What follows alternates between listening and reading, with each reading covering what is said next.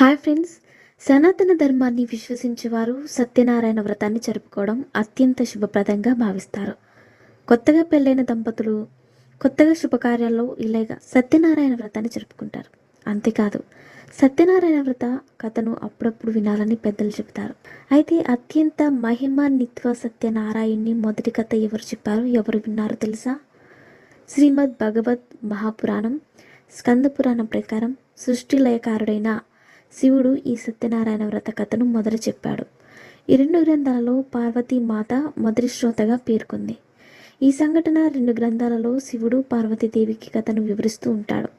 ఇలా వ్రత కథను చెప్పే సమయంలో శివుడు కొన్నిసార్లు పార్వతిని తన ఎడమ వైపున కూర్చోబెట్టుకున్నట్లు, కొన్నిసార్లు ఆమెను ముందు కూర్చోబెట్టుకున్నట్లు ఉంది. శ్రీమద్ భగవత్ మహాపురాణం ప్రకారం ప్రపంచంలోని మొదటి సత్యనారాయణ వ్రత కథని శివుడు పార్వతీదేవికి వివరించాడు.